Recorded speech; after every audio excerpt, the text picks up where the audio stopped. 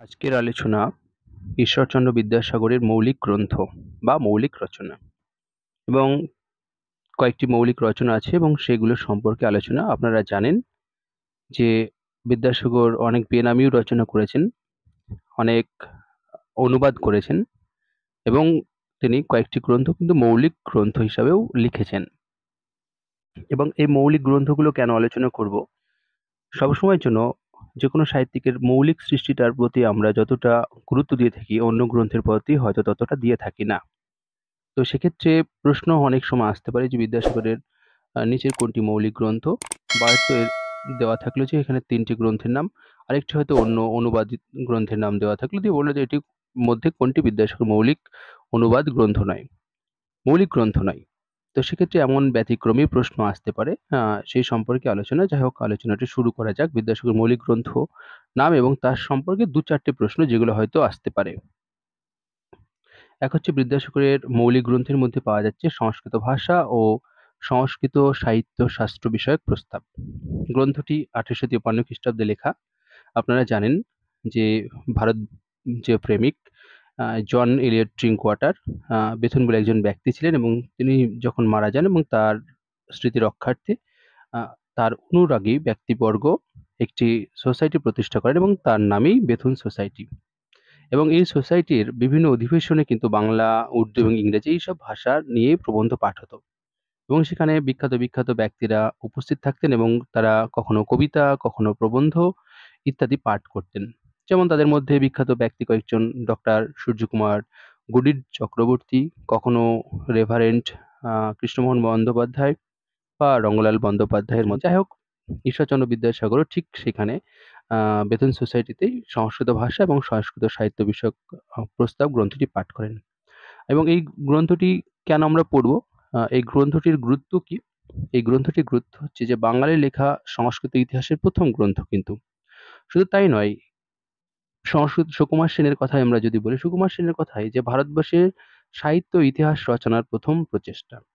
শুধু তাই নয়, বিদ্যাসাগর বাংলা ভাষায় প্রথম সংস্কৃত সাহিত্যের ইতিহাস রচনার প্রয়াসী হন। শুধু তাই নয়, বিদ্যাসাগর কিন্তু এই গ্রন্থের মধ্য দিয়ে বাংলা সাহিত্যের সমালোচনা বলতে কি, মানে কিছু তো তখন ছিল না, এবং তিনি সমালোচনা যা কেমনভাবে করতে হয় এবং কোন মানদণ্ডে, কিভাবে আরেকজন লেখককে আমরা শ্রেষ্ঠ প্রতিপন্ন করতে পারি, সেই সম্পর্কে আলোচনা করেছেন। এরপর দ্বিতীয় গ্রন্থ হচ্ছে বিধবা বিবাহ প্রচলিত হওয়া উচিত কিনা এতদ বিষয়ক প্রস্তাব। এই বইটি ২টি খণ্ডে বিভক্ত, আপনারা জানেন, এবং এটি ১৮৫৫ খ্রিস্টাব্দে প্রথম একখানি পুস্তক বিদ্যাসাগরের স্বনামে প্রকাশিত হয়।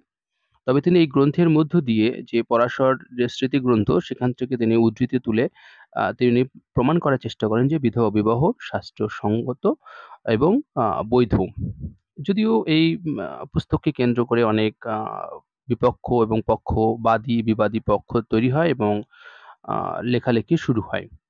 যদিও এবং এর দ্বিতীয় আরেকটি খণ্ড প্রকাশিত, সেটিও ১৮৫৫ খ্রিস্টাব্দে অক্টোবর মাসে দ্বিতীয় পুস্তক হিসেবে প্রকাশিত হয়। যাই হোক, এই প্রবন্ধ গ্রন্থটির বৈশিষ্ট্য বা গুরুত্বটা কি?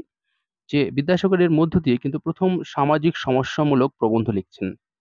আর দ্বিতীয়ত, বিদ্যাসাগর এই গ্রন্থটি কিন্তু কয়েকটি ইংরেজি অনুবাদ, ২টি ইংরেজি অনুবাদ পাচ্ছি। তার মধ্যে একটা হচ্ছে ম্যারেজ অফ হিন্দু উইডোজ নামে প্রকাশ করছেন, এবং কিন্তু এটা বিদ্যাসাগর নিজেই লিখছেন। ১৮৬৫ খ্রিস্টাব্দে এই বইটি ২টি মারাঠি ভাষায় অনুবাদ করছেন। একটা হচ্ছে মারাঠি ভাষায় অনুবাদ করছেন, তিনি হচ্ছেন বিষ্ণু পরশুরাম।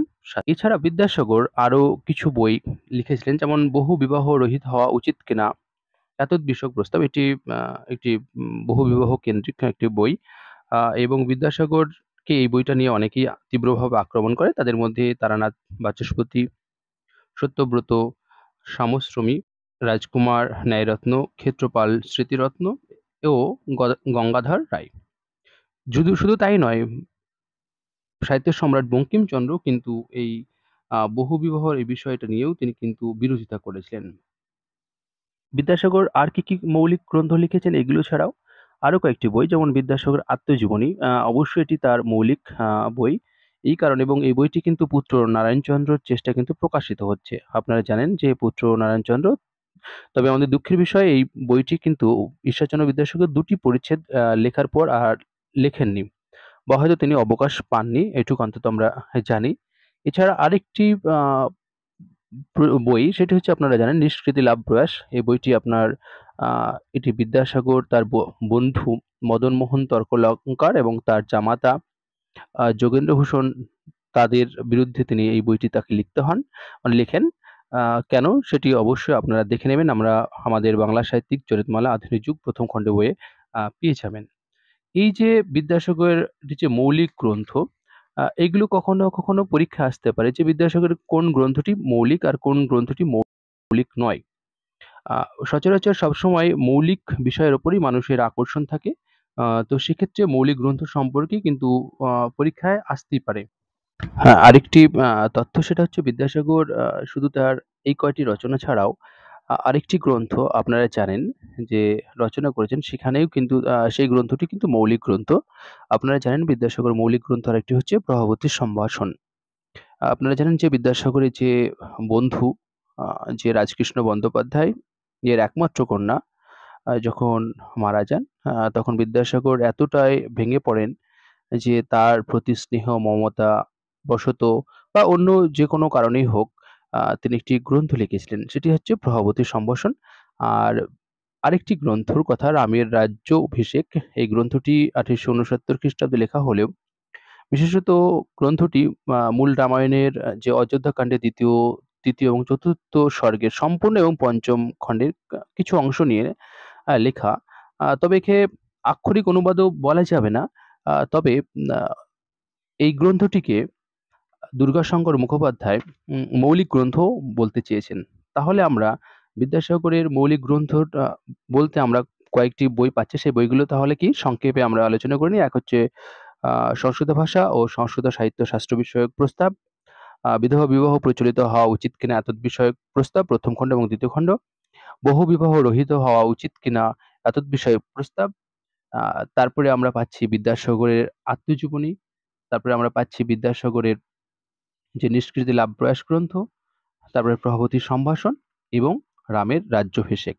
'রামের রাজ্যাভিষেক' কিন্তু দুর্গাশঙ্কর মুখোপাধ্যায় বলছেন মৌলিক গ্রন্থ হিসেবে। যাই হোক এই আলোচনাটায় আমি ২ টো বিষয় মানে একটি বিষয়কে আ দেখানোর চেষ্টা করলাম সেটা হচ্ছে বিদ্যাসাগর মৌলিক গ্রন্থ। এখানে কিন্তু মৌলিক গ্রন্থ সম্পর্কে কখনো, কখনো কলেজ বিশ্ববিদ্যালয়ের ছাত্রছাত্রীদের জন্য ভীষণভাবে আ আলোচনা থাকে বা প্রশ্ন থাকে। আর সবথেকে বড় ব্যাপার সেটা যেকোনো পরীক্ষায় আপনারা দেখবেন বিদ্যাসাগর মৌলিক গ্রন্থ থেকে যেকোনো একটি প্রশ্ন আসতে পারে। বিশেষ করে আ এই আলোচনাটি অবশ্যই আপনার এসএসসি, পিএসসি বা অন্যান্য অ বাংলা সাহিত্য রিলেটেড যে কোনো জায়গায় হোক না কেন সেখানে এখান থেকে আসার সম্ভাবনা প্রবল।